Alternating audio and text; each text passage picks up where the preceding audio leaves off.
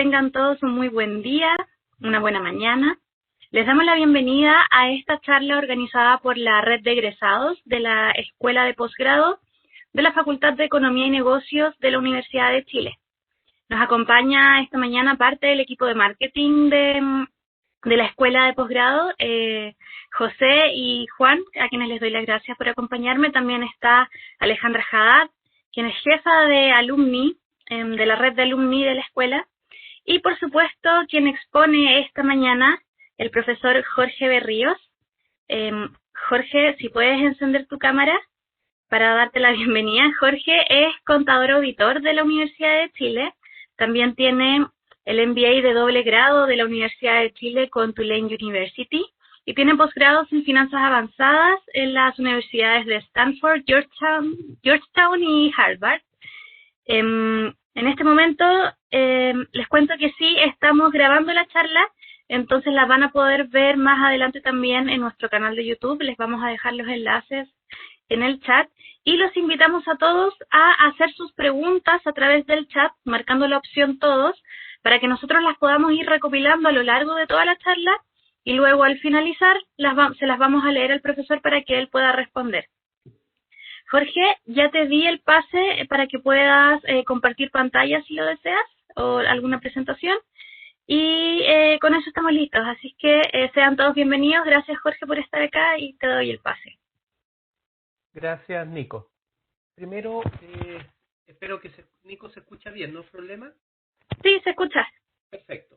Primero, darle la bienvenida a los eventos que organiza la Universidad de Chile y espero que puedan seguir después todas estas clases.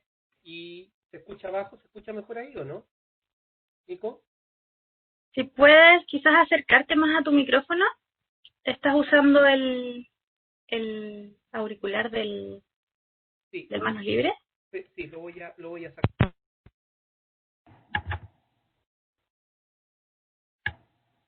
¿Se escucha mejor ahí o no? Sí, ahí se escucha muchísimo mejor. Perfecto. Por lo tanto, la bienvenida a estas charlas de la universidad. Yo creo que es súper bueno que participen y podamos compartir experiencias y compartir todo nuestro conocimiento. Lo primero, ¿cuál es el objetivo que pretendo con esta charla o qué es lo que se pretende con esta charla? Lo primero, desde el punto de vista de mi experiencia, lo que yo quiero es transmitirle cómo adaptarse y sobrevivir sin morir en el intento en estos tiempos de pandemia y cómo entregarle herramientas claras, precisas, para que ustedes puedan, del punto de vista financiero, hacer mejor las cosas en las compañías. No pretendo en una charla económica, no, sino que cosas súper puntuales y muy puntuales relacionadas con empresas con las que ustedes trabajan o qué les puedo ayudar.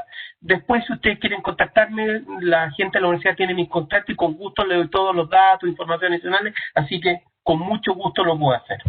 Siempre parto con algunas frases que ayudan a entender un poco estas cosas. Lo primero, las crisis es la mejor bendición que puede suceder a personas o países, porque las crisis atraen o generan progreso. Eso es una frase de Albert Einstein. O en los momentos de crisis solo la imaginación es más importante que el conocimiento. John Maynard Keynes. Los chinos utilizan 2 pinceladas para escribir la palabra crisis. Una pincelada significa peligro y la otra pincelada significa oportunidad. En crisis se toma conciencia del peligro, pero se reconoce la oportunidad. John Fitzgerald Kennedy. Y hay algunos que siempre la he hecho en mis conferencias que me encanta. En Houston tenemos un problema, que es una frase que hizo John Lovell cuando tuvo problemas con el Apolo 3. ¿Qué es una fase 5? Para mí, desde el punto de vista financiero. Apertura avanzada, es decir, nos aperturamos a todo lo que nos teníamos encerrado y vamos a hacer una apertura global de todas las cosas, es decir, cómo vamos a enfrentar financieramente la apertura que se va a venir en los próximos meses. Hemos estado varios meses encerrados y eso ha generado una serie de problemas de crisis, tanto no solamente en Chile, sino que a nivel internacional. Entonces, ¿cómo nos descomprimimos para poder entrar y retomar la energía que venimos? ¿Cómo podemos hacer para llegar a eso? No hay que olvidar que estamos conectados con el mundo y no hay que olvidar, por favor, que estamos en crisis, todavía está en crisis. Europa está en la segunda ola y también están cerrando los mercados, por lo tanto, no hay que olvidar que nosotros estamos en una fase ya de salida, pero eso no quiere decir que en enero o febrero no podamos tener una segunda ola, por lo tanto hay que tomar las medidas para que eso no suceda.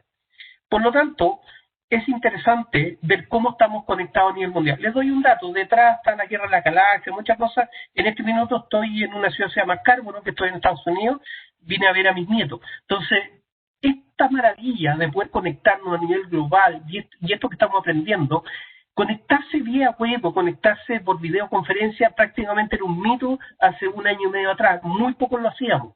O muy pocas empresas se conectaban con sus proveedores, otras cosas. Hoy día es una manera de vivir y por lo tanto hay que aprender de estas cosas, sobre todo que nos podemos conectar con las personas, con los bancos, de forma internacional, con el mundo, con proveedores, y eso es una de las cosas que tenemos que aprender de esta crisis. La crisis genera varias cosas, pero una de las cosas que yo he aprendido a través del tiempo, que uno no puede echarse a morir por esta crisis, sino que vamos a aprender de ella.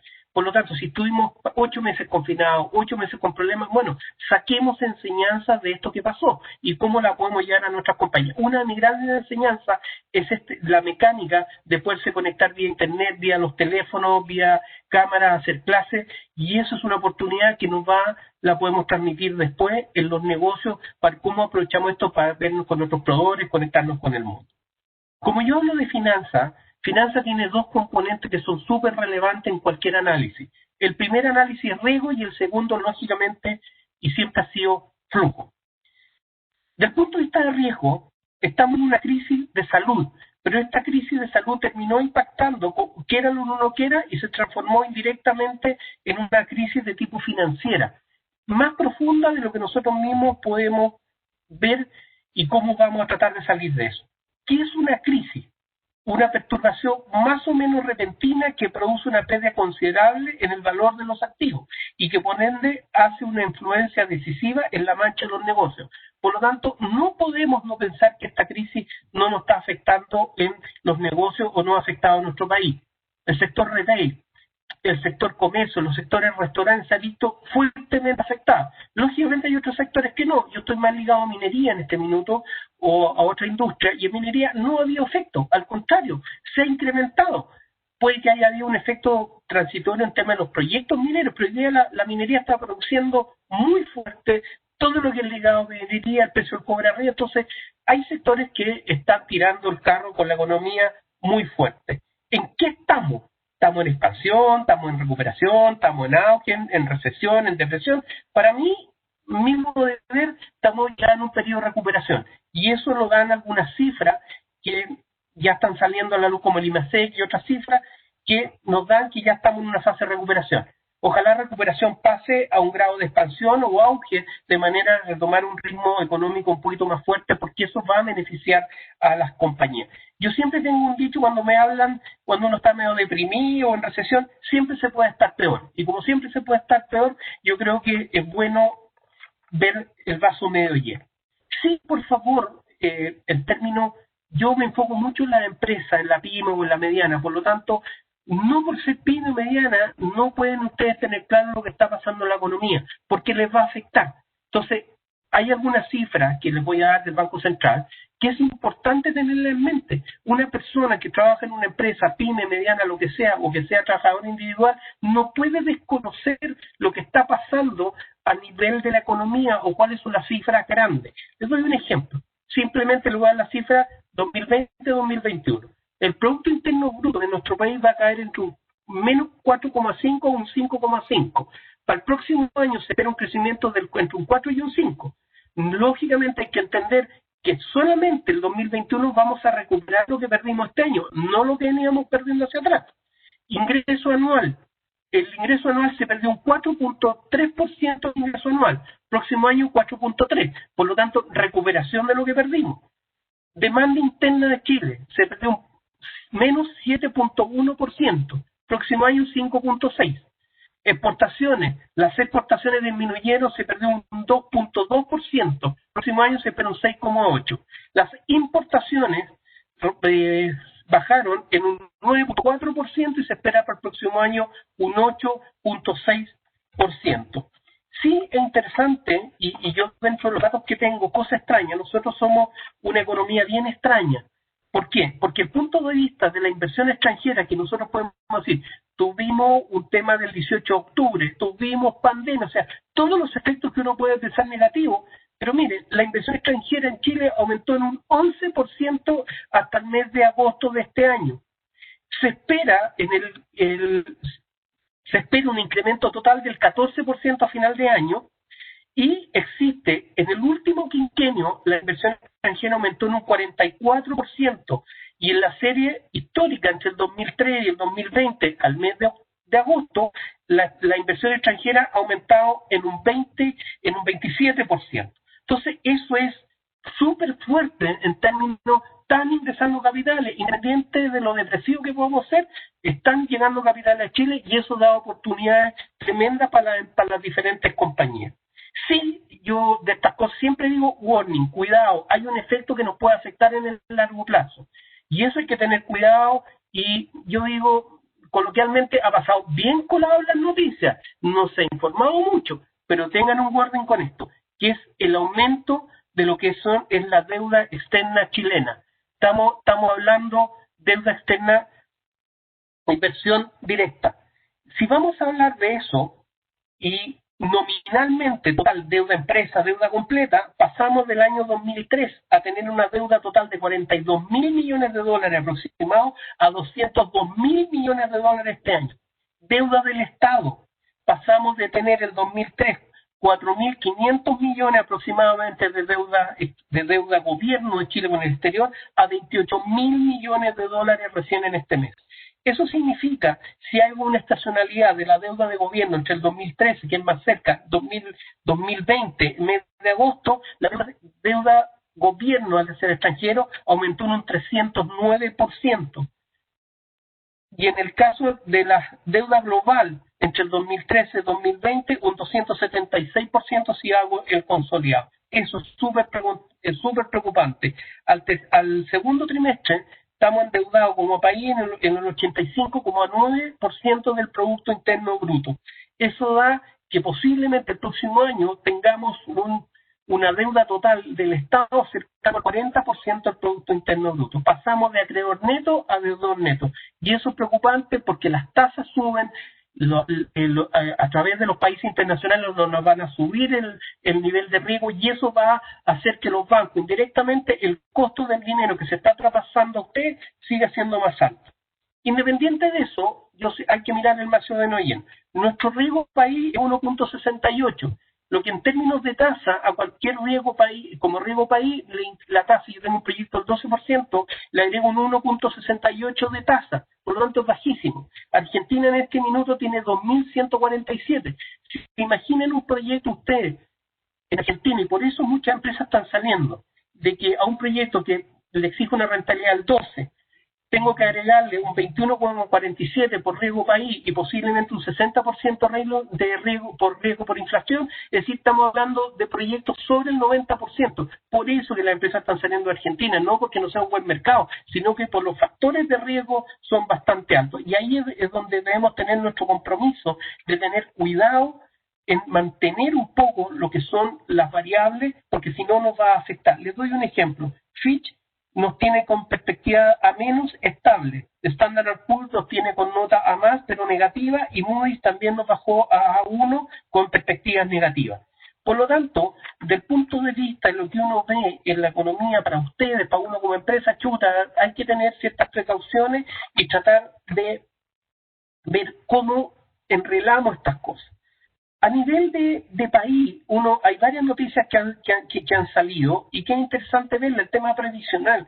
Si el tema previsional no es menor, yo fui uno de los pocos académicos que dijo que el primer 10% no iba a traer efecto en la economía, porque existe lo que se llama recircularización de flujo, que significa la persona retira, pero el flujo vuelve de nuevo a la economía, y eso fue lo que pasó con el primer 10%. Por eso que no se notó ninguna variable, porque no era relevante el tema de que la plata se iba por otro lado. No, la plata volvió a la economía, los negocios, se pagaron deudas, se compraron víveres, y mucha gente lo tuvo para subsistir.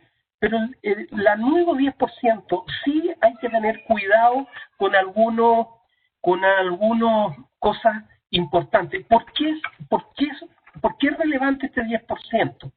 Lo primero, el primer 10% afectó a 1.900.000 personas promedio. El segundo van a quedar sin saldo, en las cuentas 4 millones de personas. Pero lo más relevante es que esto va a quedar los quintiles más bajos, son los que van a quedar sin fondo, y eso es el problema, que 1 millón de personas de estos totales de 4 millones no puede tener acceso al pilar solidario. Si se le pasa cualquier cosa, si tiene que buscar una enfermedad que necesite un nivel de pensión, va a quedar sin el pilar, no está en el pilar solidario, por lo tanto no tiene pensión. Y eso es algo que no se ha comentado mucho en términos de red o en términos de la discusión. Hoy día la discusión del 10%, independiente que la gente necesite un tema de financiamiento, que lo puede dar el gobierno, lo mismo que para las empresas, esto sí va a tener un efecto más allá de lo que ustedes pueden pensar, un efecto sobre todo en los deciles con ingresos más bajos. Puede que el aporte transitorio sea muy bueno, pero en el mediano plazo no lo veo tan de esa manera. También hay que entender que es súper complicado cuando entramos en discusiones políticas y no en discusiones técnicas. Le doy un párrafo. Miren, el proyecto original decía no solamente el 10%, sino que permitir el retiro de fondos acumulados de las compañías de seguro bajo modalidad de rentas vitalicias. Si las personas compraron una renta para poder tener pensión vía renta vitalicia y compraron un seguro, no son fondos acumulados. Entonces, cuando hay discusiones de este nivel, independiente de lo que uno pueda pensar, por favor, políticamente, son discusiones, yo digo, pero si ni siquiera escriben un proyecto de ley, ni siquiera sobre una base que uno pueda entender que hay una discusión técnica. Ahora, ¿qué importa eso para una compañía? Sí importa, porque puede que sus propios trabajadores se queden sin temas de pensión, y por eso hay que organizar todas estas cosas, sobre todo las personas que tienen ingresos informales. El otro día salió una entrevista en la cual participé del estudio de los sueldos, que el promedio, la mediana, es de 401.000 pesos los sueldos en Chile.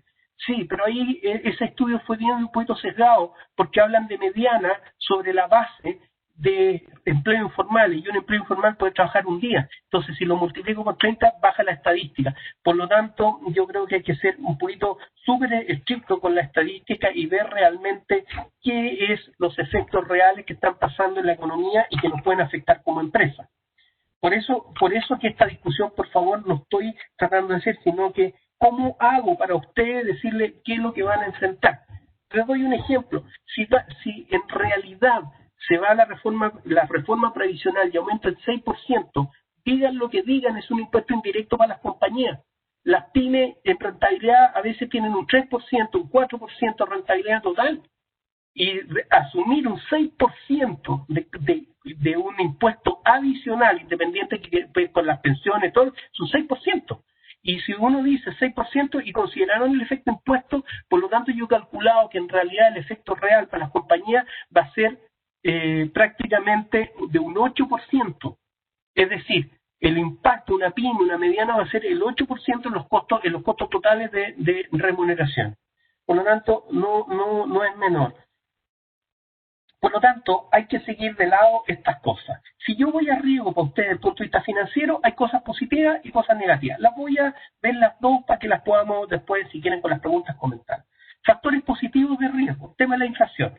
Gracias a Dios, el Banco Central, con todas las medidas, ha logrado controlar la inflación y vamos a llegar a la meta de tener un 3%, 3.2%. Eso es increíble para el contexto que estamos viviendo, aún en pandemia, que seamos capaces de controlar la inflación.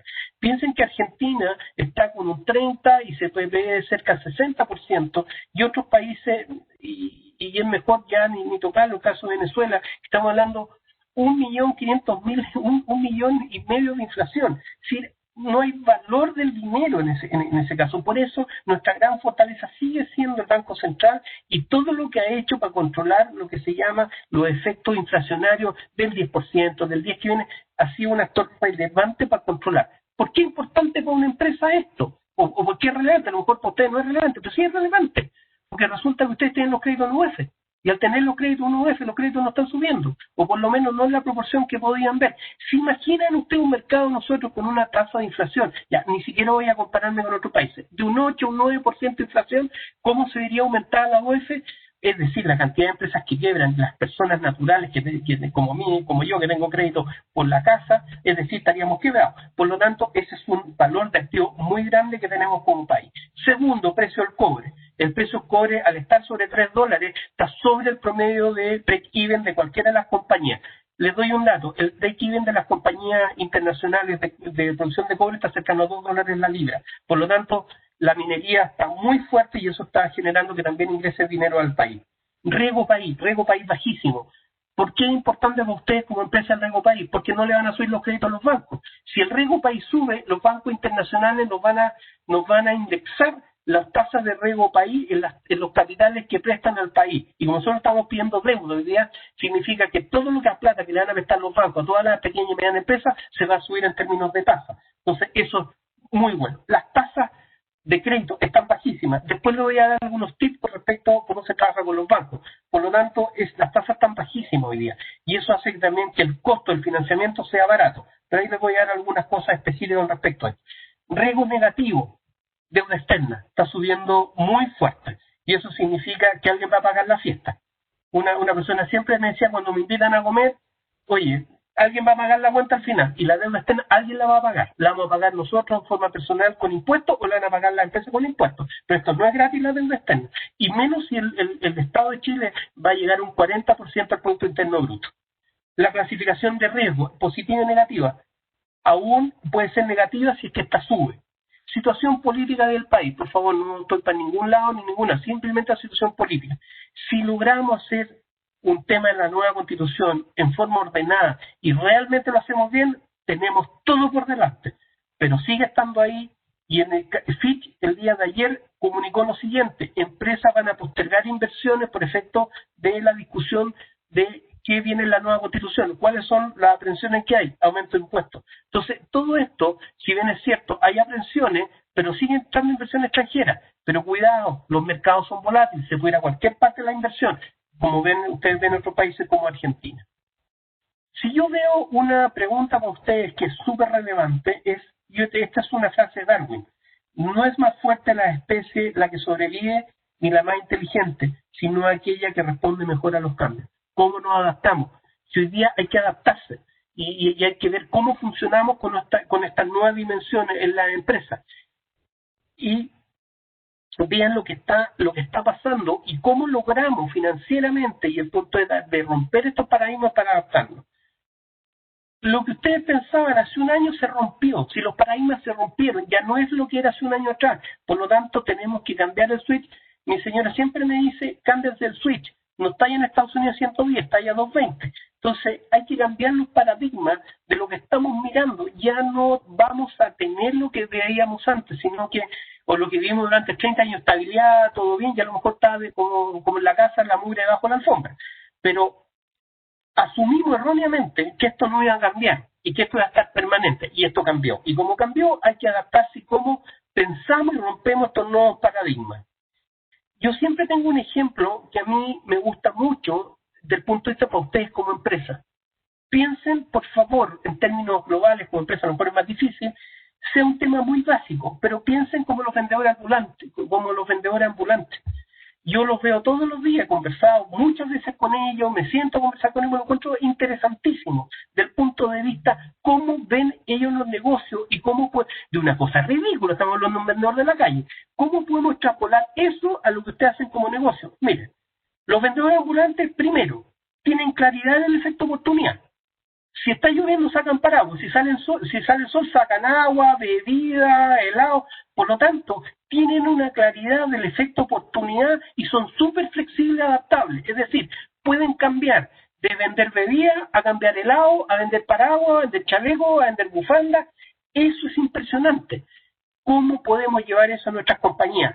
Y por favor, es un ejemplo a lo mejor burdo, pero súper bueno que lo vean y vean la capacidad que tienen. Es increíble. Tienen los sistemas de abastecimiento, saben dónde comprar, saben dónde tienen las cadenas, saben cuánto tienen que vender.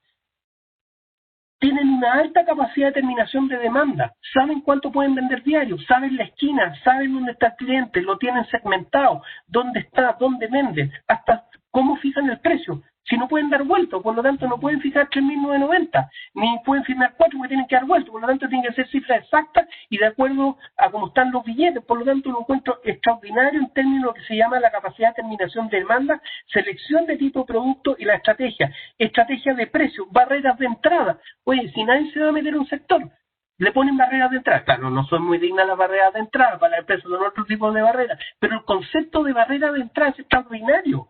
El concepto de los precios de venta, si están segmentados, saben el break-even, los vendedores ambulantes tienen una rentabilidad del 100% por producto vendido. La claridad del costo y la rentabilidad que tiene, y no tienen activos, son empresas sin activos, por lo tanto, dependiendo de los activos que van a comprar, son los que venden.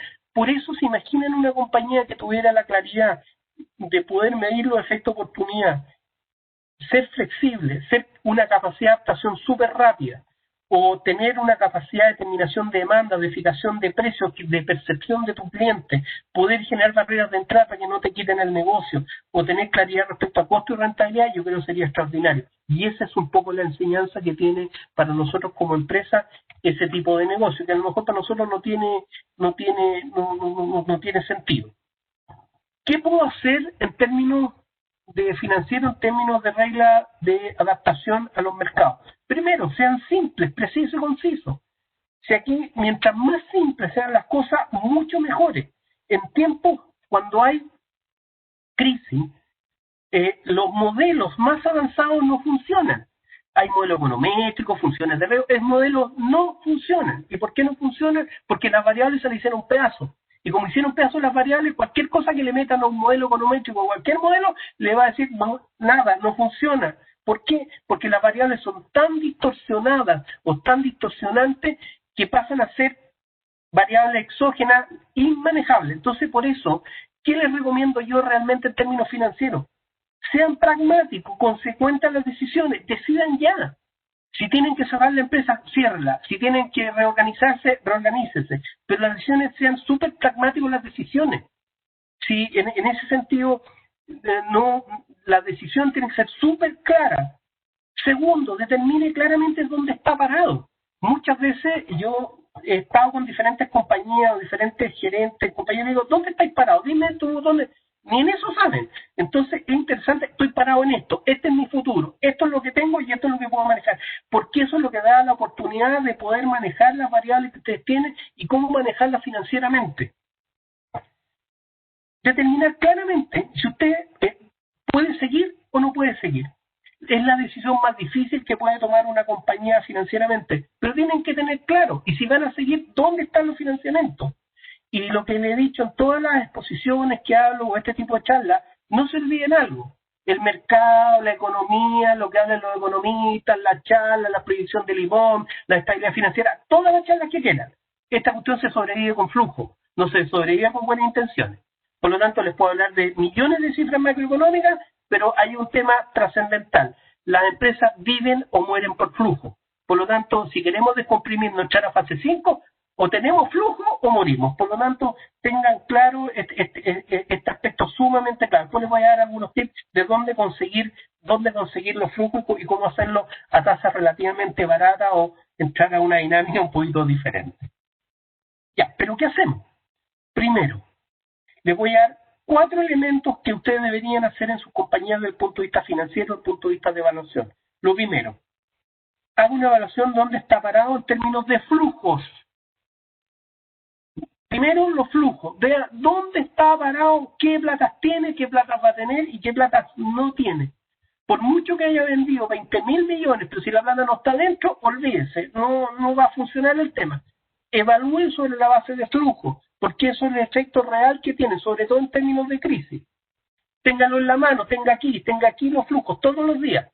Les doy un ejemplo, yo trabajo todos los días con la tesorera, todos los días, a lo menos 30 minutos a las 10 de la mañana, los flujos. Y no estamos hablando de la proyección de flujos, no, flujos de tesorería. Lo que realmente entró y lo que realmente. Aquí el proveedor hay que postergar. Puede que alguno de mis proveedores esté aquí en la conferencia porque no vi en los detalles hasta aquí. Y es cierto, algunas veces lo he postergado porque no me llegan las platas. Pero si uno hace una buena relación, eso lógicamente ayuda a tener claridad y expectativas de ambos lados. Sea claro en qué lo está afectando. ¿Qué le afecta? ¿Qué variable le está afectando? Ventas que no le generan los estados de pago, que los proveedores no le están, que los clientes no le están pagando. ¿Qué variable le está afectando? Si hay que identificarla para ver dónde está la solución.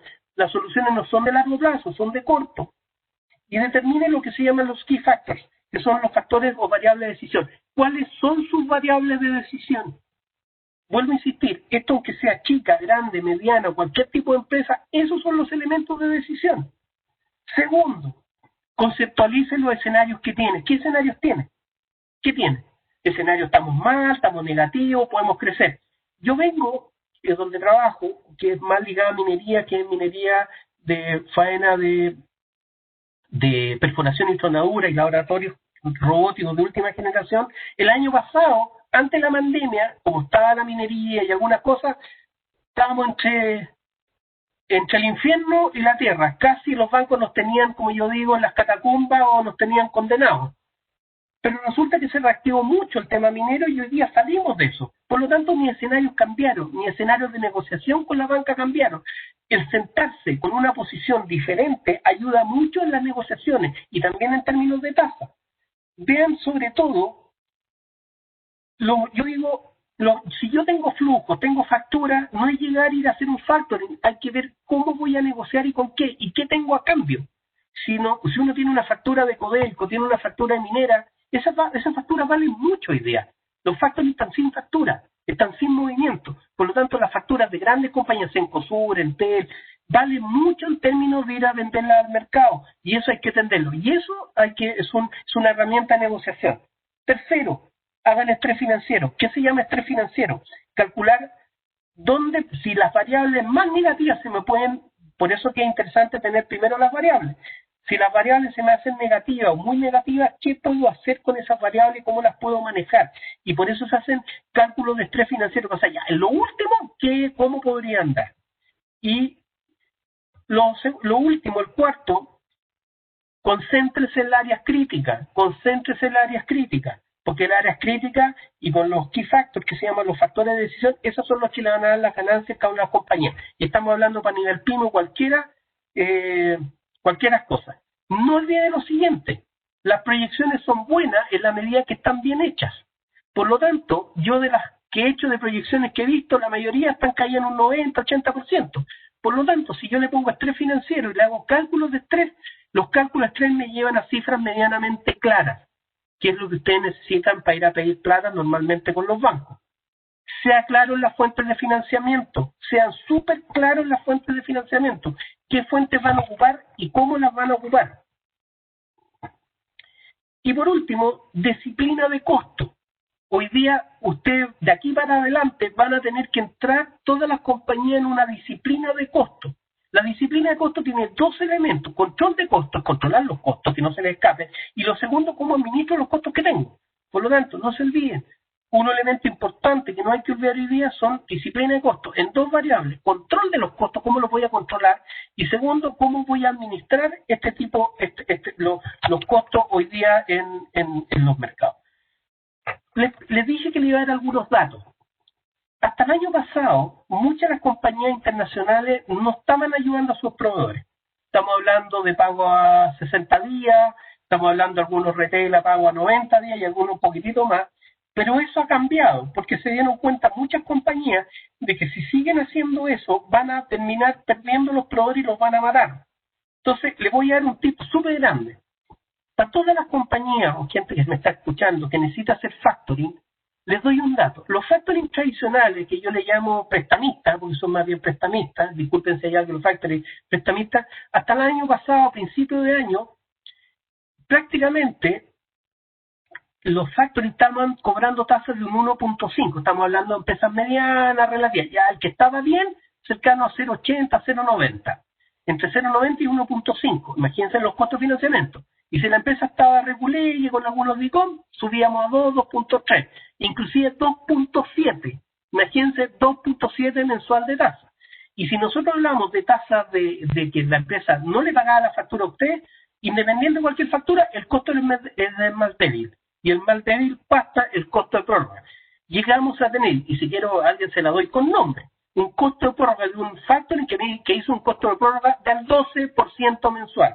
12, y lo tengo anotado, 12. Entonces, eso es matar una compañía en términos financieros y es matarla en términos de costo. Pero ¿qué es lo que ha pasado en términos reales hoy día en el mercado? Primero, la empresa factoring no hay facturas. Como no hay mucha actividad, las facturas no hay. Pero ha sucedido algo extraordinario y que se los comente. Y si después, por favor, después de la exposición quieren los datos específicos, con gusto se los entrego y les mando los nombres, la ejecutiva y todo. BHP Bilitium acaba de firmar un convenio con el Banco de Chile que se llama Confirming 3+3. Cuando a mí me dijeron la tasa, yo dije, esto no puede ser. El confirming que tienen del confirming 3+3 a todo evento, sin responsabilidad, sin tener cuenta corriente, no es necesario, se lo depositan en otra cuenta corriente con valerista, la tasa de costo mensual es del 0.08%. 0.08%. Increíble.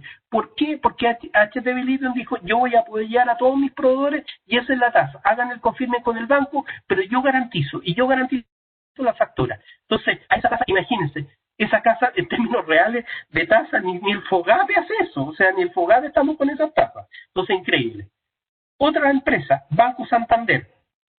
Y lo digo de cuando, nunca me gustó mucho, pero les reconozco, han hecho un esfuerzo terrible. Codelco, todas las facturas del Codelco las entregan a una tasa 0.27% mensual y un costo LIN de 0.30 sin responsabilidad. Es decir, si Codelco lo paga, ya es responsabilidad de eso.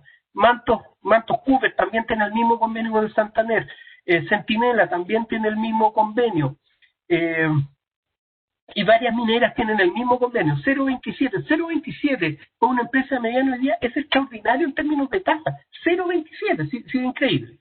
BCI, también el BCI tiene con Cencosur, con Entel, con la mayoría de los retail y adicionalmente también con las mismas mineras. También a tasa similar de 0.27, 0.25, con uno LIN que no sobrepasa el 0.30. Es decir, si ustedes me están diciendo que no, una pregunta, no preguntó a los bancos o no pregunta si hay convenios, por favor pregunten si hay convenios, porque los convenios hoy día están súper fuertes de tratar de apoyar a las compañías en este sentido. Entonces, en el caso de la empresa que yo trabajo y otras que asesoro, hemos logrado disminuir en un 70%, 70% la carga financiera, 70%. Disminuir la carga un 70% puede ser la salvación de una compañía en términos de flujo. Entonces, no es menor lo que está pasando y yo en realidad quiero felicitar al BCI, al Banco Chile y al Banco Santander, no sé el resto porque en realidad no he preguntado, pero los quiero felicitar por el aporte que hicieron. Porque en realidad para empresas que, mire, es sin responsabilidad, no necesitan tener cuenta corriente. Y si no tienen cuenta corriente, le depositan en un valerista o si no, en cualquier cuenta que ustedes quieran. Eso en la realidad es algo que deberíamos comentar. ¿Cuál es mi deseo? Ojalá todas las compañías en Chile hicieran la misma cosa para poder, lógicamente, hacer. Eso significaría un apoyo directo. Cuando hablamos de apoyo a las pymes, este es apoyo directo. Este es un desconfinamiento. Si las empresas son capaces de eso en términos masivos y los bancos entienden este ciclo virtual, empresa, proveedor, cliente, y bajamos este nivel de tasa, otra es la realidad que cambiaría con respecto a las pymes en Chile. Lo voy a seguir promocionando, voy a seguir fomentando esto y de conocimiento a todas las personas, de manera que ustedes puedan negociar con los bancos este tipo de tasas que realmente va más allá de lo que uno pensó. Y eso es un buen aporte para todos nosotros en términos de los que estamos en la trinchera de poder financiar los movimientos de las compañías. Siempre me gusta darle algunos modelos. Hay un modelo que es un modelo que se llama ODALOC, que es un modelo que lo creó un militar americano, que es de la Fuerza Aérea, que se llama John Boyd, que está orientado a los pilotos, no está muy orientado a la empresa, pero una adaptación es súper fuerte. ¿Qué dice este modelo? Como usted tiene que tomar decisiones rápidas, estamos en pandemia y usted no puede andar con cosas, sino que tomar decisiones, ocupe 3 conceptos mentales recíclicos que se van reciclando. Observe, oriente, decida y actúe. Observe, oriente, decida y actúe. ¿Qué le está diciendo en términos modelos? Después ustedes lo pueden ver más en detalle si quieren. Pero hoy día observen, ¿qué observan? Las circunstancias, qué información externa tengo, cómo está funcionando el medio ambiente y qué elementos de guía y control tengo para poder observar. Segundo, orientar. ¿Cuál es la cultura? ¿Qué información nueva tengo? ¿Cuál es el análisis de la situación? Y sintetizar. ¿Qué cosas sintetizo? ¿Cuál es realmente mi problema? Y con eso decido.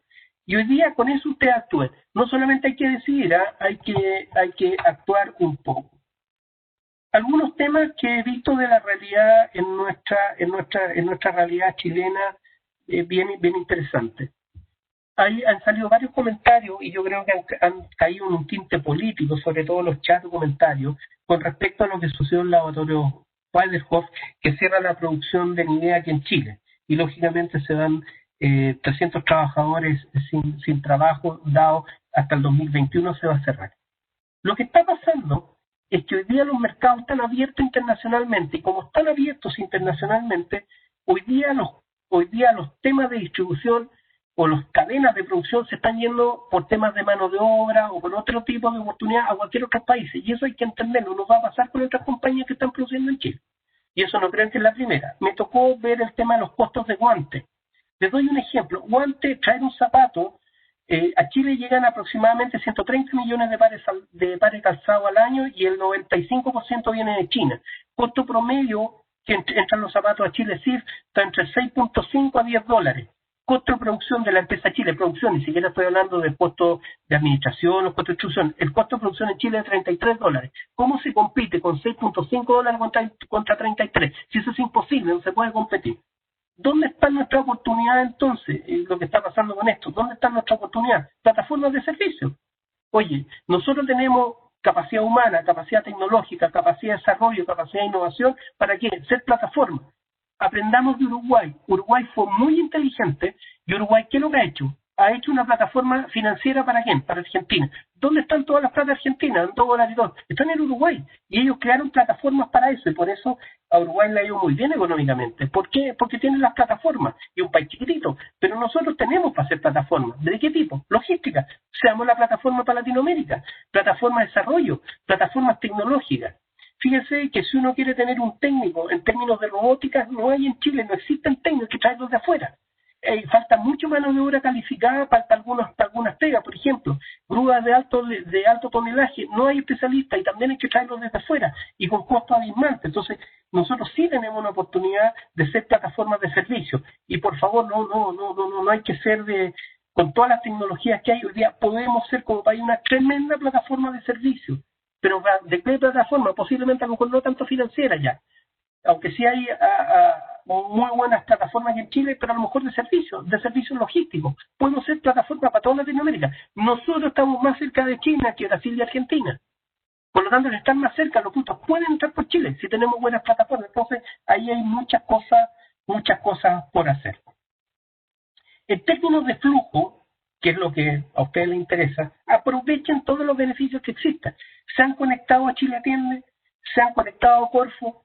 Yo aprovecho todos los créditos Corfo. Ustedes podrían aprovechar, a veces Corfo no entrega, no entrega mucho de recursos, no entregan recursos. Pero, por ejemplo, nos conseguimos un crédito de 50 millones que no nos entregaron plata, pero me rajó los impuestos. Entonces, al rebajar los impuestos, yo dejo de gastar 50 millones en impuestos. Y eso lo hacen con créditos cortos en corporación tecnológica. Y si no, vean un proyecto, mejoren algunas cosas y eso da. En agricultura, todos los proyectos hídricos, todos los proyectos de embalse, el Estado lo financia al 50%. Y muchas veces uno no aprovecha esa oportunidad, aprovechenla. Vean Corfo. Hay, por ejemplo, para los que son emprendedores que nunca han iniciado ninguna empresa, y hoy día hay muchos emprendedores por lo que está pasando. Hoy día, con emprendimiento, hay un fondo especial que se llama Sin Papel, que es de 15 millones para gente de emprendimiento, los que están iniciando una empresa. Les doy un dato para que ustedes vean este país que tiene dualidades mentales dobles, tiene dos hemisferios. En el mes pasado se acabaron todos los celulares de iPhone 11 en Chile. Se vendieron entre agosto y septiembre se vendieron más de 2 millones de teléfonos de última generación en Chile. Otro dato para que vean ustedes las cosas extrañas de este país. No hay camioneta hasta dentro de los próximos 2 o 3 meses. No hay en Chile en este minuto, y ojo, no porque no lleguen de afuera, porque no hay camionetas hasta tipos chicos Berlingo para distribución, no existen. Están llegando en enero, finales de diciembre, están llegando las nuevas camionetas porque están todas vendidas. Entonces que ustedes vean que hay mucha oportunidad en ese sentido. Por lo tanto, vean Corfo Emprendimiento, vean Fórmula Capitales Semilla. Hay capitales para la mujer, hay muchos capitales semillas que se regalan exclusivamente para fomentar el trabajo pequeña y mediana empresa. Entonces, véalos por ahí. Yo creo que va a seguir un segundo FOGAPE, aunque el FOGAPE encontré reguleque nomás, porque igual había un 20% de garantía y en el monto más alto había que poner un 40% por parte de la empresa. Es una alternativa, pero yo opté por otra alternativa. Me fui a negociar con los bancos. Oiga, no puedo hacer al FOGAPE, pues estábamos con DICOM, en serio cuestiones, pero negocie, porque si no voy a quebrar. Ya, ayúdeme. En ese sentido, reconozco a los dos bancos, Santander y BCI, que en el caso del BCI nos prorrogó todas las deudas y empezamos a pagar recién los créditos a contar de enero del próximo año.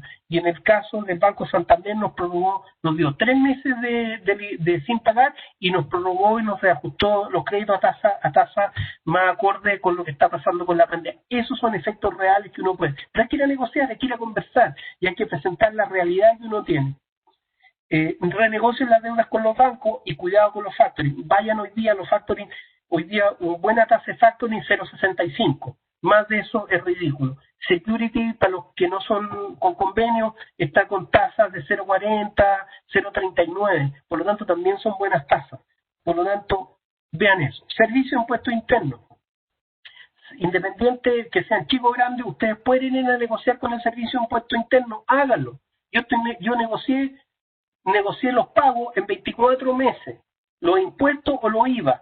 Y como, ojo, cuidado, que el servicio le aguanta 3 IVA no más, 3 IVA sin pagar. Después 3 IVA le cortan los folios de la factura, pero hasta 3 IVA se lo acepta. Por lo tanto, ¿qué hizo? Vamos a negociar con el servicio de impuesto interno y hagan convenio. ¿Qué les da el convenio? Le dan pagar en cuotas los IVA que pueden tener, y si tienen deuda con tesorería para atrás también dan hasta 24 meses en algunos casos. Entonces, pero eso hay que ir a negociarlo. ¿Por qué? Porque así no tienen problemas, no salen con problemas tributarios y no salen en los certificados de deuda con problemas en la tesorería. Por lo tanto, yo creo que tenemos mucho por hacer y hay muchos tips. Ya por la hora voy a dejar algunas preguntas para irlas contestando, pero creo que no tenemos muchas cosas. Yo creo que lo mejor es adaptarnos a la realidad. Uno dice, podemos mejorar la industria chilena. No se puede mejorar a veces cuando estamos compitiendo con costos de $6 que viene un producto extranjero contra 33 de producción nacional.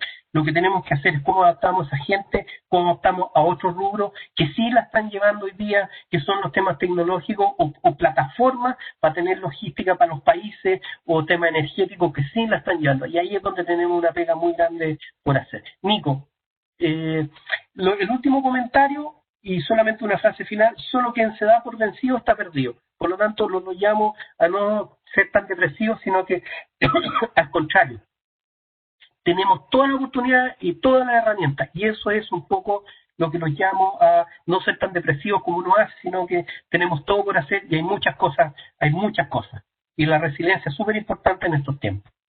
Nico, si hay preguntas, con gusto. Jorge, muchas gracias por tu presentación. Gracias por el entusiasmo que le pones siempre a tus exposiciones.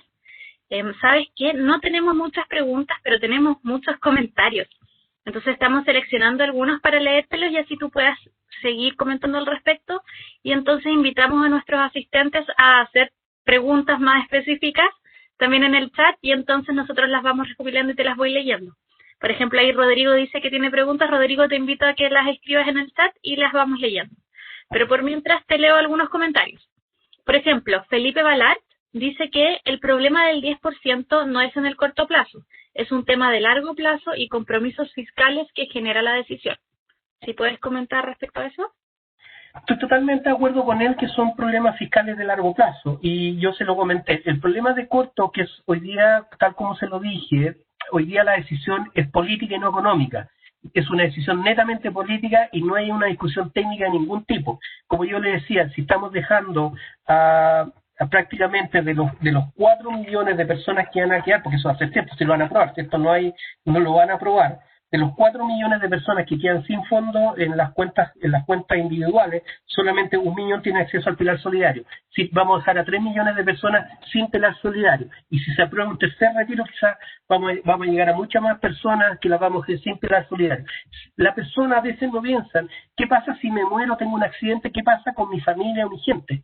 Y eso no se está pensando. Entonces yo creo que o derechamente, políticamente, nos están llevando a retirar todos los fondos y a quebrar el sistema, y eso hay que tener cuidado. Por eso que hay que hacer las cosas con altura país. En Argentina, Y les voy a dar dos casos. Argentina acaba de informar el gobierno argentino que no tiene plata para pagar las pensiones. En Argentina retiraron todos los fondos y el gobierno lo usó para nada, porque se lo gastaron, y en el fondo hoy día no tienen plata. Otro país que está con la misma situación es España, que también ya está avisando que no tiene plata para pagar las pensiones. Y España es bastante más desarrollado, a lo mejor lo que hubiéramos pensar, pero también ya avisó que no tiene. Por lo tanto, estoy de acuerdo con él que esto va a ser un tema presupuestario. Y si nosotros estamos con un 40%, vamos a llegar a un 40% producto del PIB. O sea, súper complejo los escenarios, por eso que hay que actuar con mucha responsabilidad, porque si no de los países nos van a mirar los factores de riesgo. Muchas gracias, Jorge. Otro comentario de Pablo Robeto. Pablo dice, lo bueno es que el mercado de las facturas se está democratizando. Se están creando fondos de inversión de factoring donde personas naturales o institucionales aportan al fondo por un retorno mensual de 0,5% y probablemente a las empresas que le financian les deben dar bajo también. Esto porque el mercado tradicional de renta fija, bonos y depósitos está con tasas demasiado bajas de retorno. Efectivamente así, pero yo le agregaría algo sumamente importante. Hoy día quien tomaron la proactividad no fueron los bancos, fueron las empresas, y eso es lo que yo valoro. Más que la banca, quienes fueron proactivos fueron las empresas están yendo a financiar a sus proveedores indirectamente. Entonces, por ejemplo, los convenios, ¿quién paga el convenio? ¿Quién paga el riesgo de la factura 027? Como yo te decía, que encuentro ya, y se los voy a compartir si alguien lo quiere, que BHP está 0,08%, aunque no lo crean. ¿Quién financia el riesgo? Lo está financiando BHP, pero ¿a quién más beneficia? A sus propios proveedores. Entonces, ¿qué es lo que hace BHP? Cuadra su flujo, le va pagando cada 30 días, pero para mí como proveedor extraordinario, por lo tanto, lo que está cambiando, y tal como decía la persona, es que el efecto no es proactividad de los bancos, proactividad de la empresa, y dice, yo voy a validar, si estáis mal, estáis cagados, tenéis te tienen listo, te tienen prácticamente en las catacumbas los bancos, no te preocupes, yo te voy a ayudar. Y eso es lo que están haciendo las empresas hoy día, sobre todo el sector minero. Sé que Entel también lo está haciendo y Cencosur. Después voy a tratar de averiguar más por si quieren compartir. Pero ese efecto yo no lo había visto nunca. Lo había visto en términos del mercado financiero, que las empresas salgan a apoyar a sus proveedores en esta envergadura. Y eso es ojalá todos lo hicieran, digamos. Gracias. Ahora sí, algunas preguntas. Héctor Contreras dice, Jorge, ¿debería haber mayor protección a nuestra industria nacional? ¿Dar mayores ayudas tributarias a nuestras industrias? No solo en el calzado, sino en temas alimentarios, proteger el agro, entre otras industrias.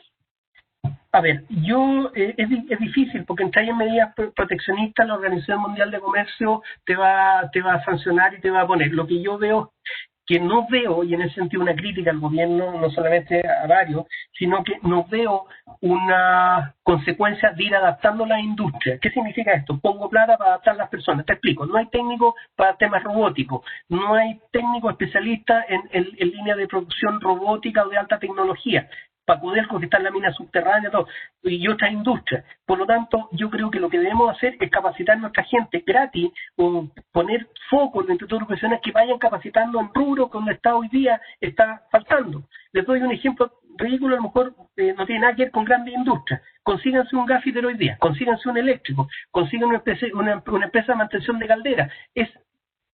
Facturan peor que médicos. ¿Y por qué? Porque no hay. Por lo tanto, a veces uno discrepa. Estoy de acuerdo contigo, donde hay más potencial hoy día en Chile, ¿dónde están los potenciales? Agricultura, en el agro, en la piña, turismo, tecnología, plataformas tecnológicas, plataformas de enlace, bodegaje, etcétera. Ahí hay mucho. Y en el agro, yo no veo unas medidas productivas, sino que como financio que nos vayamos enrelando en términos de producción que sean competitivas a nivel mundial. Yo creo que ahí está. Si entráis en protecciones, la protección, por ejemplo, te doy un caso de protección siempre que hubo con Llanza, que se protegió siempre la remolacha. Por lo tanto, siempre los remolacheros y la azúcar estuvo subvencionada, muy fuerte. Le quitaron la subvención y miren lo que pasó con Llanza. Los costos se fueron a negativos los estados financieros de Llanza, y por eso hoy día no es que no vaya a producir Llanza, van a envasar con el nombre, punto. Entonces, yo creo que tenemos que focalizarnos en cómo directamente apoyamos a una adaptación de la industria en todos los tipos, cómo capacitamos a nuestra gente para hacerlo. Y ahí más está el kit de las cosas, no solamente en agro, en varios más. Muchas gracias, Jorge. Ahora te leo una pregunta de Juan Arturo Cantillana, Él te saluda, dice buenos días profesor, y dice, ¿cómo se podría lograr acelerar la recuperación de flujos de las actividades productivas más golpeadas por la pandemia, como son el transporte, construcción, comercio y los servicios personales? ¿Y cree usted que es necesario en el corto plazo aumentar el gasto público? A ver, yo creo que lo primero, para fomentar, cuando uno está parado, y como yo te decía, yo creo que la curva se está recuperando un poco, lo que dice el EMASEC, hay que esperar la segunda ola, pero yo creo que lo importante es cómo damos fuentes de financiamiento. El FOGAPE fue uno. Yo creo que el FOGAPE no me gustó mucho en la forma. ¿Por qué no me gustó? Porque tenía una triquiñuela. ¿Cuál es la triquiñuela del FOGAPE? Que el 20% lo tenías que poner tú de garantía, y cuando uno pone la garantía ya los bancos están diciendo, no, eligen filete, y al elegir filete no eligen guachalomo, y las filetes son las empresas que están con buenas cifras. Entonces ahí existe una cuestión perversa de lo que se hizo. Para mí debe haber sido un apoyo directo al 100% a una tasa relevante y con pago, a lo menos poder postergar el pago un año, es decir, darle una holgura financiera a las compañías que están con problemas a lo menos un año, no 6 meses. Ojo, cuidado, se dio 6 meses, los 6 meses vencieron en octubre, por los bancos deberían empezar a cobrar ahora en noviembre, por lo tanto no es menor el tema, por lo tanto yo habría dado una holgura de un año y habría dado un crédito directo con garantía del Estado directo, pero directo, independiente que la empresa, digamos, aquí se seleccionó, no, si la empresa no tiene compra los últimos 3 meses, pues si la mayoría de las empresas están cagadas, entonces segmentar así, es decir, la plata no llegó a quién. ¿Qué haría yo? Créditos directos a las compañías con un plazo de un año y ver el potencial de riesgo de recuperación. Y eso es con capital del Estado. Si más que mal se dejó para la pandemia 12.000 millones de dólares, y por eso el Estado aumentó el 40% la deuda, el tema de la deuda pública. Entonces, si plata hay, lo que pasa es que una cosa que he hecho yo de menos en el gobierno son comités de crisis. En salud hay un comité de crisis. Yo cuando he trabajado en empresas, cuando está la cagada, que hago un comité de crisis, y comité de crisis porque estamos en crisis. Entonces, cuando uno trabaja con crisis, trabaja con otros parámetros. Y yo no he visto que el gobierno haya creado una instancia de comité de crisis financiera. Y yo creo que deben haberlo hecho. Porque hoy día, ¿qué es lo que hacen? Almacén de... hay jabón, hay verdura, y están tirando las chuñas. Es como regalo del monopolio, si estás jugando al monopolio ahora. Pues, no, te ganaste en la casa, te ganaste, no sé. Para mí es un juego de monopolio, y no podía hacerlo. Debe haber sido planes proyectivos. Si la pandemia dura un mes, estos son los planes. Segundo mes, tercer mes, cuarto mes, y cuáles son las proyecciones que hay, y a qué sectores específicos. No puede ser que empleados públicos hayan pedido bonos cuando no habían bajado sus sueldos. Ahí es donde encontráis que la proyección no debe. Te doy otro dato. Hay 137.000 personas que pidieron bonos y están ahí disponibles y no lo han cobrado. 137.000 personas. Eso significa que la información donde están las cosas no está disponible. Gracias, Jorge. Seguimos. Rodrigo Romero tiene varias preguntas. Te voy a leer dos de él. Dice, ¿podríamos hablar respecto al riesgo país en Perú? Y otra es el fortalecimiento del peso versus el dólar. Ok. El primero, el riesgo país de Perú es muy similar al nuestro. Perú está con muchas buenas oportunidades. Perú está con un problema endémico que es más político. Más que inside, hoy día Vizcarra ya está lo están destituyendo, pasó con lo mismo con el presidente anterior, y Perú en general ha tenido un problema de falta de estabilidad política hace mucho rato. Pero Perú tiene muchas fortalezas y más que nosotros. Perú nos está ganando, por ejemplo, en temas de agricultura, sobre todo en temas de berries, tiene mucho más agua que nosotros y nos ha estado ganando mucho. Por ejemplo, espárragos. Nos ganó en términos de agricultura, nosotros producíamos muchos espárragos, exportábamos, y nos está ganando Perú en términos porque tiene recursos hídricos mucho mejor que nosotros. Y está con plataformas mineras también muy grandes. Yo creo que en ese sentido el riesgo país de Perú es muy similar al de Chile, pero Perú tiene un factor que nosotros no teníamos y que posiblemente nos estamos equiparando, me acuerdo, es el riesgo político. Y en el riesgo político Perú sí ha tenido un riesgo político muy grande, pero Perú tiene mucha más capacidad que nosotros en términos de infraestructura, lo que tiene. Lo que pasa es que no la ha aprovechado. Yo creo que si la llega a aprovechar, se transforma potencialmente un rival súper grande en términos de comercio para nosotros. En términos de fortaleza del dólar, el dólar, si alguien le apunta al dólar, le regalo el loto, el quino y todas las había por haber. Yo he discutido con alguien, nadie le va a apuntar al dólar, y si un ejecutivo me dice, nosotros le apuntamos, no, estáis mintiendo, no estáis farsando, nadie le ha apuntado. Y en ese sentido, vean cuánta gente pierde en los CDR, estas cuestiones de las apuestas por internet, en cuanto le apostáis a los tipos de cambio, nadie le va a apuntar al dólar. Lo que sí, hay ciertas variables. ¿Qué variables son importantes? Mientras la estabilidad se mantenga, vaya a tener un dólar relativamente más bajo porque no busca posiciones de cobertura natural. Si yo estoy cagado y tengo susto, ¿para dónde vaya a ir al dólar? ¿Qué pasó el 18 de octubre? La gente se asustó, sobre todo a contar del 15, que fue el periodo más fuerte de las protestas o el estallido social. ¿Qué pasó el 15? Todos pasaron a comprar dólares. Porque estaba, ¿y por qué? ¿Por qué subió? Porque uno tiende a protegerse, a ser como guaguita. ¿Y dónde protegí? Dólar te protegí, si es lógico. Son monedas duras. Entonces uno se protege en términos de eso. ¿Querés salvar tu patrimonio? Lo puedes hacer en dólares. Si un depósito a plazo te da 0,04%, vaya a tener dólares que está creciendo. Entonces uno, a veces, no es por inversión, es por protección de patrimonio. Por lo tanto, yo creo que el dólar todavía, dependiendo cómo nos desarrollemos políticamente el próximo año, vaya a tener todavía inestabilidad. Y yo no puedo hacer apuestas, pero yo estimo que el dólar va a estar sobre la barrera de los 7.50 todavía. ¿Por qué? Porque existe todavía un tema de inseguridad y yo creo que la gente compra por protección, sin considerar que teóricamente si el dólar está alto, el cobre está alto, entran muchos capitales, debería bajar todo el ingreso de capital por tema de oferta y demanda, pero yo creo que todavía hay un factor de riesgo en la economía, un factor de riesgo internacional que hace que en la protección de moneda uno se proteja por dólar.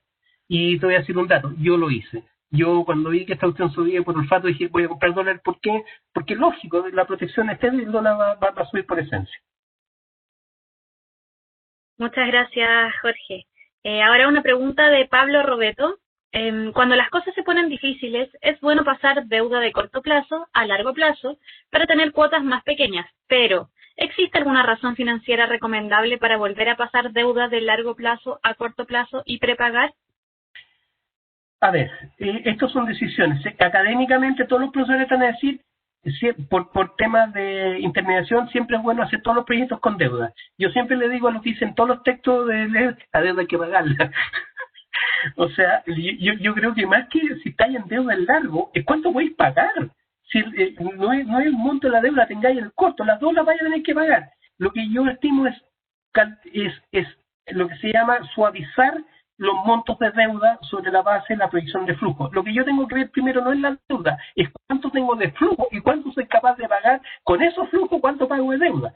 Y hay una condición, chuta, en realidad, y ojo, flujo, no estoy hablando de estado no resultado de estado de resultado.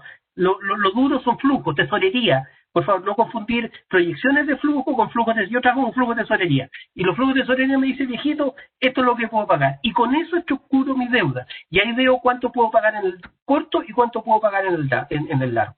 Más que la concesión. Lo otro viene en la concepción ideológica, corto-largo, viene en cuánto te va a pedir el banco de garantía, que es otra cosa, porque... Y lo otro es... Con lo que yo digo, cuando tú puedes programar tu deuda súper buena, pero llegáis al banco y te dicen necesito 50 y llegáis súper feliz, 15, cagaste. Entonces ahí es donde uno en las pymes tenéis que funcionar con lo que te tocó nomás, pues.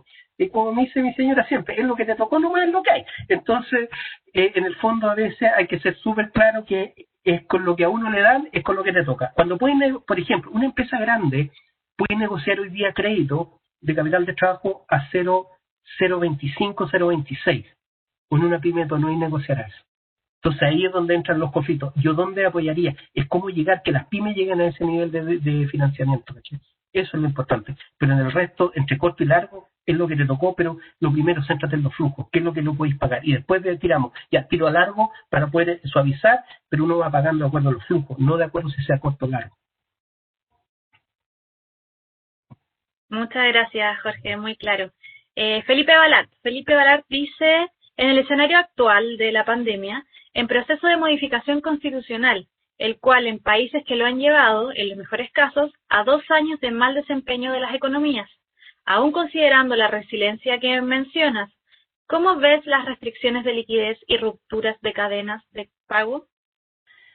A ver, yo creo que va a depender mucho de lo que pase en los próximos meses. Como te digo, vamos a vivir temas un poquito grado de incertidumbre. Nico, ¿aló? Sí, sigo acá, no te preocupes.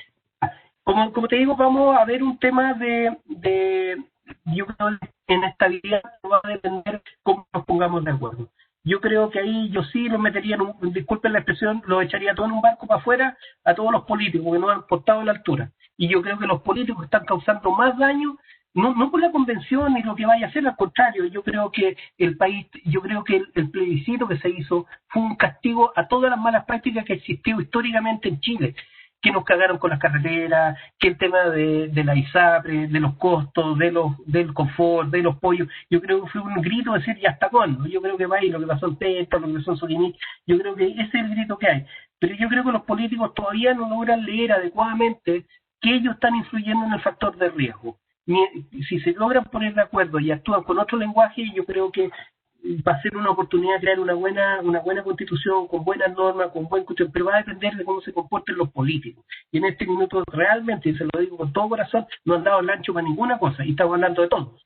No estoy hablando solamente ni izquierda, de todo, de izquierda, derecha, centro, de derecha a derecha, todos no dan el ancho en lo que está pasando y no están pensando en la gente, parece que están pensando en su propio bolsillo, luego con alto conocimiento de causa. Entonces yo creo que ahí son los riesgos potenciales de lo que debemos hacer. Vamos a atender mucho en los próximos meses con respecto a lo que pase y cómo se comporta el tema de los desarrollos futuros de la constituyente.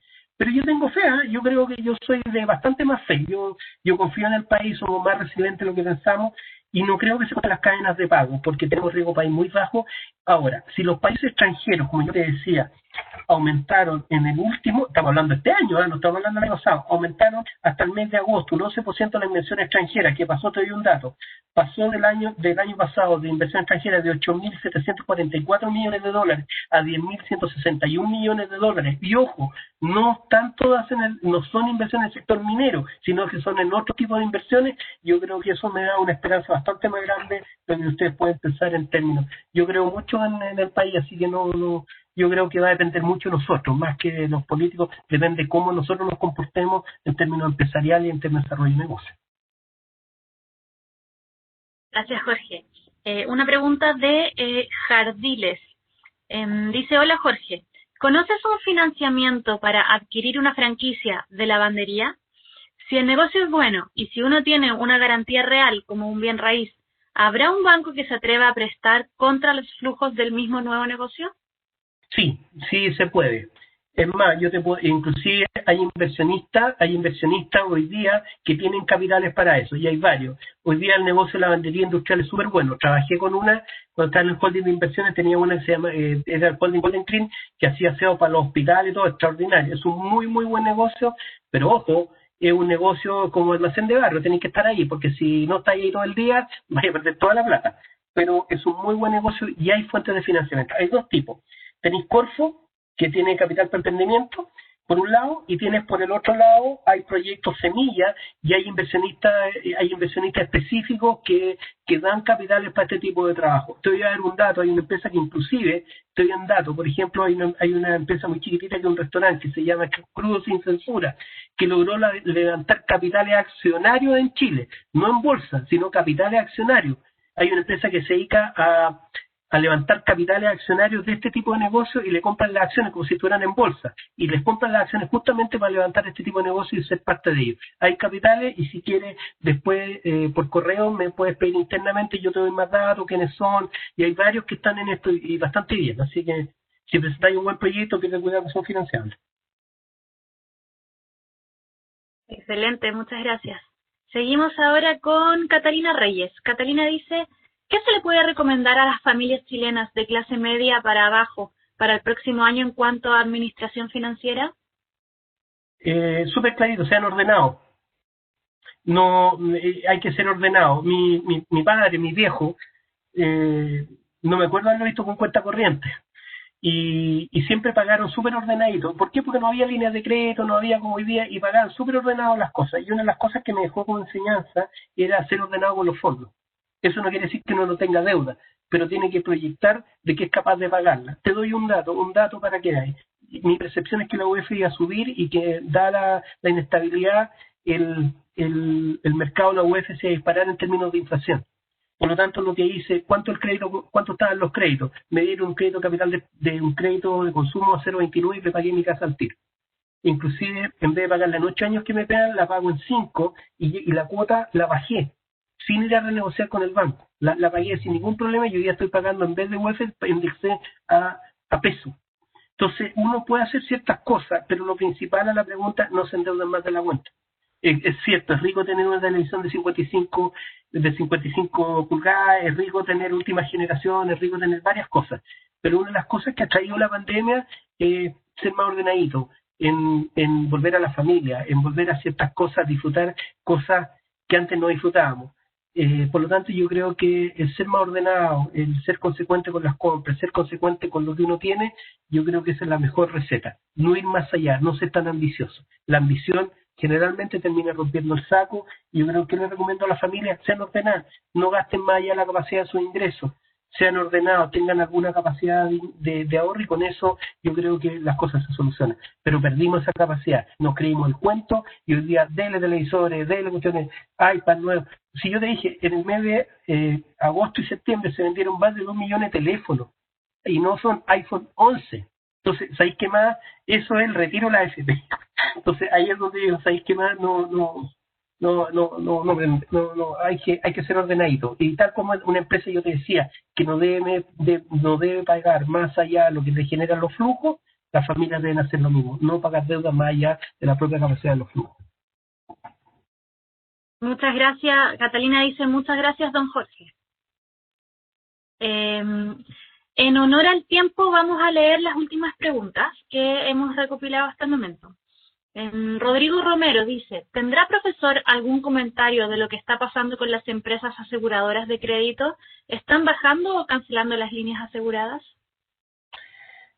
Yo creo que hoy día las compañías aseguradoras van a subir las primas dado lo que está pasando y lo que pasó. Yo creo que no tengo el dato preciso, no tengo el dato preciso exacto como para contarlo, te lo puedo averiguar, pero en general subieron un poco las tasas, lógicamente por la incobrabilidad, pero va a depender mucho del tipo de factura. Una factura Cencosud es comprable, una factura de Entel, por eso va a depender mucho de los tipos de factura. Yo hay un consejo: más que preocuparme de dar crédito, de indexar, pegar crédito por no pago, yo me preocuparía de a quién le doy crédito, a qué proveedor le doy crédito y cómo regulo para que me vuelva esa plata. Yo creo que ahí está el kit, más que ir a preguntar por indexar crédito, porque si uno va a comprar un crédito por no pago, por cuenta incobrable, es porque tiene miedo que no le van a pagar. Pues. Entonces ahí yo creo que hay una mala selección del nivel de evaluación de riesgo que hiciste a tus clientes.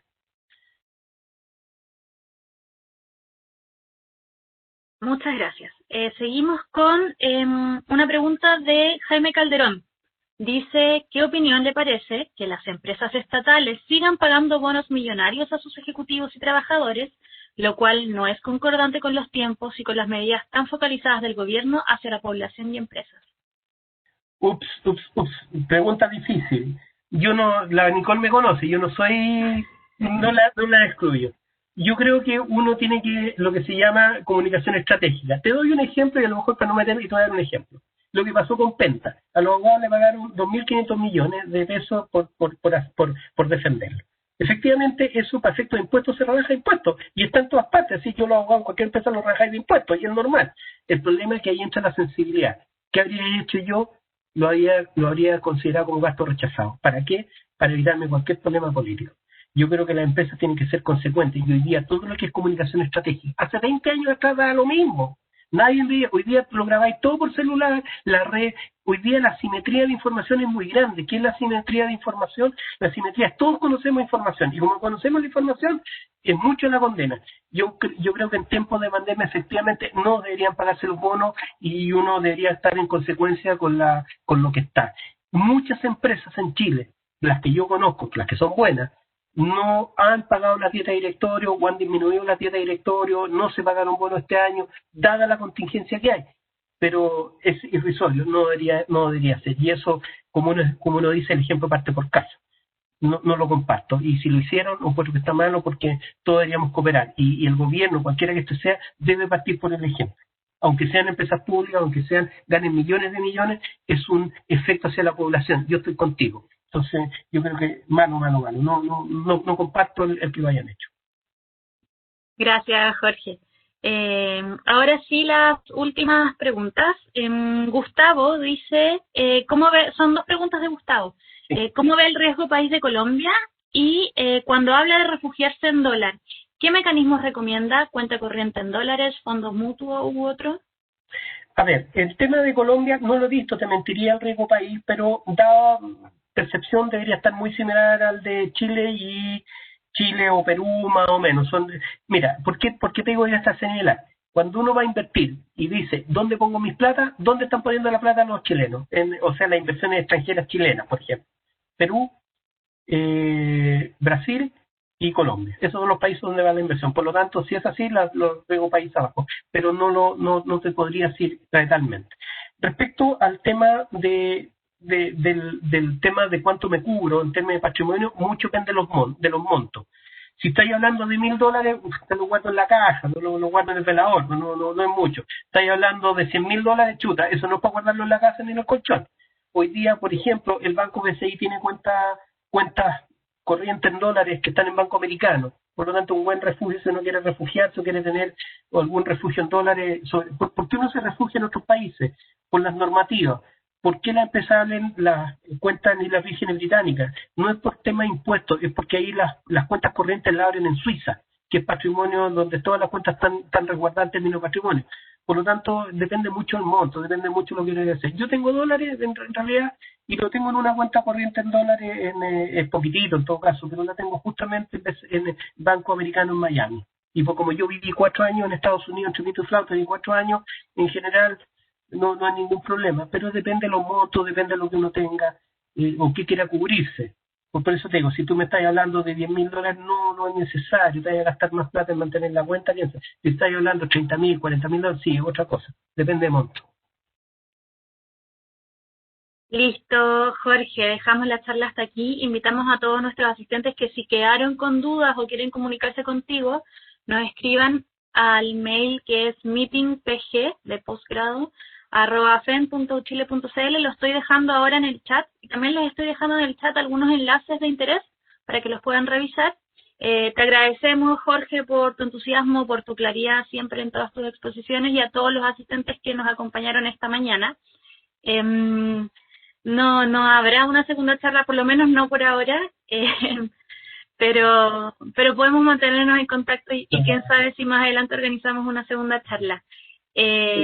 Eso, que tengan todos muy buen día, gracias a todos, los vamos a dejar aquí con unos videos de cierre. ¿Quieres decir algo, Jorge? Sí, mira, simplemente si alguno de los asistentes necesita ayuda, por ejemplo, ya quién es la ejecutiva que ve los factoring en el Santander, quién ve los factoring de estos convenios en el BCI o en el Banco de Chile, oye, con gusto, ¿no? El conocimiento abierto y el conocimiento es para compartirlo, para que todos podamos compartir, estamos todos en la misma cuestión, y yo no me lo guardo aquí ni me quedo con al contrario, es compartir y poder ayudar a que podamos sobrevivir la crisis, sobre todo las empresas pequeñas y medianas, que son las que más hemos sufrido los embates de esta cuestión. Entonces, lo que necesiten. Y si alguien necesita alguna ayuda o sabes que tengo alguna duda o lo hago, pierde cuidado, no tengo fee, sino que el fee es de cooperar nomás. Si alguien tiene alguna duda en su compañía o necesita, oye, ¿cómo hago esto? ¿Por dónde me voy? Tengo una duda. Con gusto lo hago, lo he hecho un montón de veces con todos mis exalumnos, con mucha gente, al contrario, lo hago con mucho cariño porque creo que el conocimiento y el apoyarnos forma parte de lo que deberíamos hacer como cultura empresa y como cultura académica, que es lo que hace la universidad. Así que, no, al contrario, les deseo lo mejor. Yo ahora me voy a disfrutar a mis nietos, atrás está la Guerra de las Galaxias y toda la cuestión, y antes de irme, Nicole, esto que estamos haciendo hoy día tiene un valor muy grande. Como yo les dije, estoy en Estados Unidos, en una ciudad que se llama Scarborough, en North Carolina, a 1 hora de Raleigh. Imagínense esta conferencia de acá, es impresionante. Entonces, de verdad, hoy día hay que aprovechar las cosas que tenemos y no deprimirnos, sino que cómo aprovechamos todas estas cosas para comunicarnos con pueblos extranjeros, para salir adelante. Entonces, aprovechemos todas estas cosas que tenemos y miremos el vaso más medio lleno. No tanta depresión, digamos, por las cosas, sino que hay que aprovechar las cosas y tener ganancias en eso. Les deseo lo mejor, que tengan un rico día y que les vaya súper bien. Y cualquier cosa, Nicole, como les dije, comparte mi correo, yo no tengo problema y siempre contesto, siempre contesto. Jorge, un millón de gracias por tu generosidad. O sea, me sumo a las palabras de Nicole, súper interesante tu charla, estaba leyendo el chat.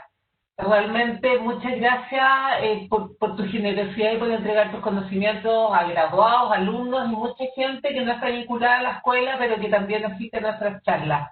Así que muchas gracias y te voy a compartir el chat y a disfrutar a las familias. En eso estamos, gracias, chavales. Chao, nos vemos. Adiós Buen día. a todos. Gracias, Nico.